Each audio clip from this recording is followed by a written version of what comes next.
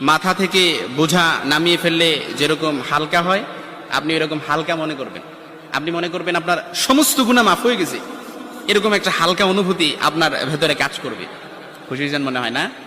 এই জন্য আমরা যদি ছোট্ট এই দোয়াটি পড়ে আজ রাতে ঘুমাতে পারি, সকালে উঠে ফলাফল দেখবো ইনশাআল্লাহুল আজিজ।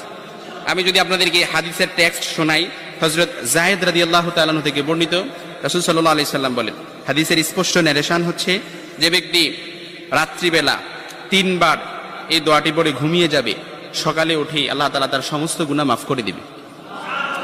সুবহানাল্লাহ বাড়িতে যায় বললেন। এই জন্য আজ রাতেই যদি এই দোয়াটি পড়ে ঘুমাতে পারেন, সকালে উঠে ফলাফল দেখবেন ইনশাআল্লাহুল আজিজ। দোয়াটি আমরা সবাই পারি, তবে আপনাদের মনোযোগ আকর্ষণ, আপনারা একটু আমার দিক অ্যাটাচমেন্ট বাড়ান। আমি আপনাদেরকে বলতেছি, সবাই পারি, আমার সাথে একটু ঠোঁট মিলাবেন।